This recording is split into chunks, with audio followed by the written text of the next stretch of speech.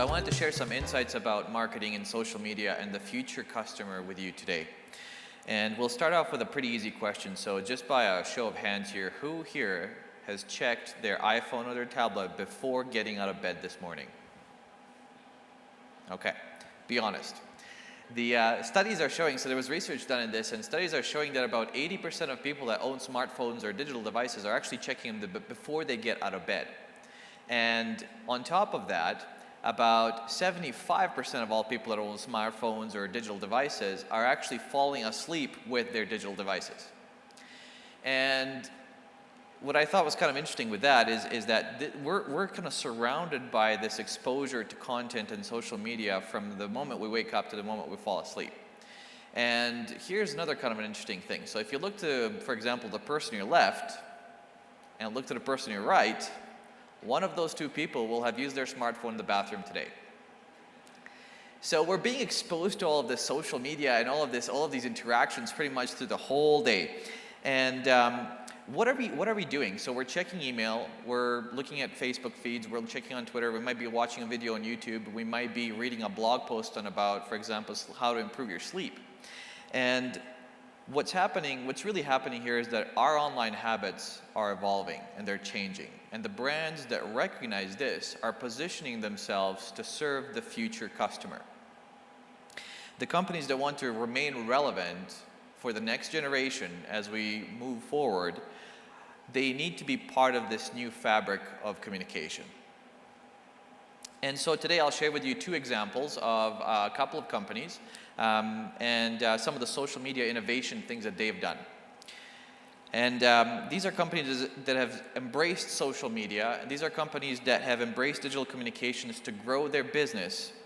The interesting part about them, they come from opposite ends of the business spectrum. So one is a very large company and one is a very small company actually operating out of a farm, out of a family farm. We'll talk about Coca-Cola, which you should all know, and they do some really innovative things, and I'll tell you about one of the campaigns that they're doing.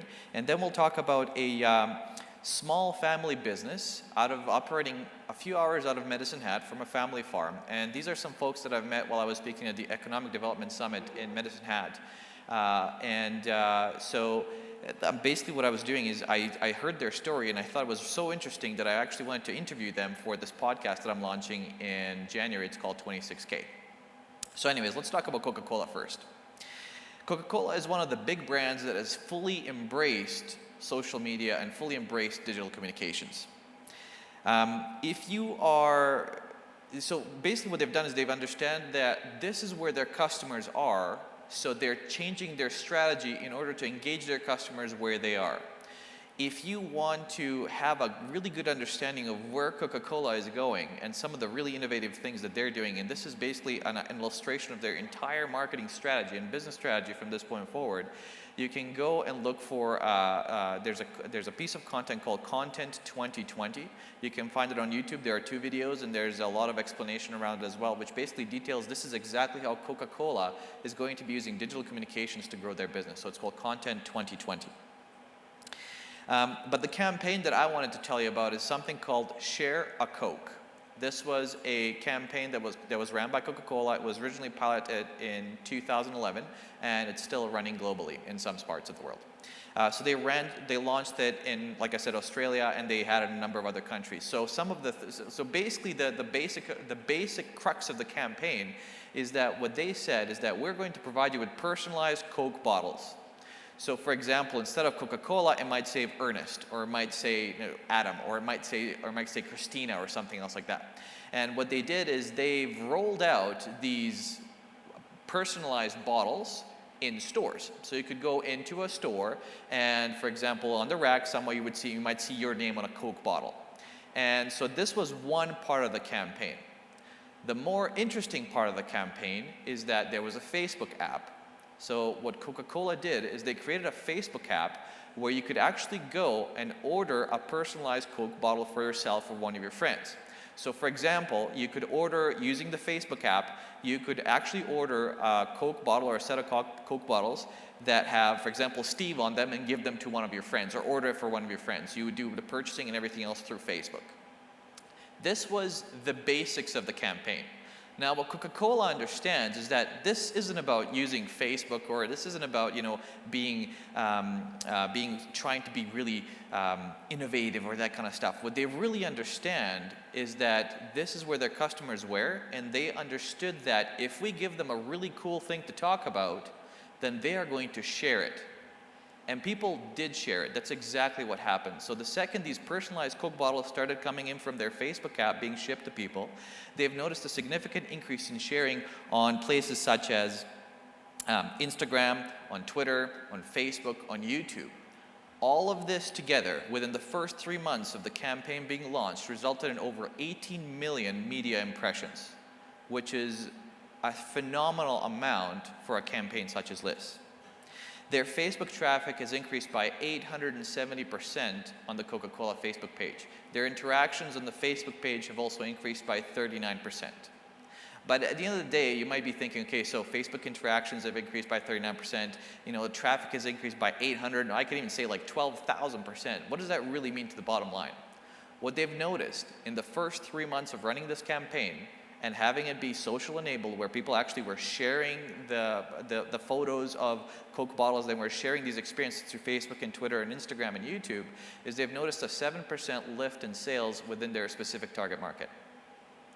So at the end of the day, what Coca-Cola is doing as a leader is they understand that they're making a strategic move towards content, they're making a strategic move towards social media, and they're making a strategic move towards sharing.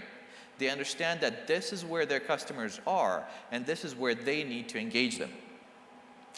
What they're doing is they're making sure that social and shareable is at the core of their marketing strategy. And there's a number of really great Coca-Cola marketing articles, if you are interested in finding out more about what they do, on a website called Ad Age. They actually talk with the executives and CMOs and that kind of stuff, and there's a lot of really interesting articles. This is just one of their campaigns that I wanted to tell you about. There's another one that actually you have 4 days left if you're interested. This is a part of their Coke Zero strategy. And so if you might have been familiar with the ugly sweater party. So what ends up happening is you go to a party, everybody brings an ugly sweater. But what Coke Zero was doing is that you can go online to a place called sweatergenerator.com, and you design a sweater that is as ugly as you can make it. So there are snowmen, and there's reindeer, and there's big snowflakes and that kind of stuff. And what ends up happening is that you're supposed to go out and get votes. And if your sweater gets the most votes, then you win that design. So there's about 4 days of left. And this is just one of the ideas of how they're leveraging, tapping into their target market and understanding that sharing is where the game is, and social is where the game is going to be. Now I'll go to the other extreme. So I'll tell you about this small business that I mentioned a little bit earlier. On the other end of the scale, we have this very, very small business. And these are the folks, like I said, I met in Medicine Hat at an economic development summit. And she was one of the panelists on a panel that I was talking about social media and e-commerce and that kind of stuff. And they have a small family farm, a few hours outside of Medicine Hat. And the business, it's a family business that was started and is ran by Stella San and her husband, Sheldon Hill. They literally started from nothing, zero. So they had no online presence. They didn't even do what they do right now. So they had this small family farm. And what was happening is that they had for whatever reason, so we've had some weather patterns that have impacted their crops. And on top of that, there were some other circumstances that they were facing that were outside of their control, which really impacted the amount of stuff that they could produce and the amount of revenue they could generate, which put them in a really rough spot. And so what ended up happening one day is that one of their neighbors actually talked to them, and he was getting out of the beekeeping business, out of the honey business. And they decided, you know what, we're going to give this a shot. So they got into the honey making business. And this was about 8 years ago.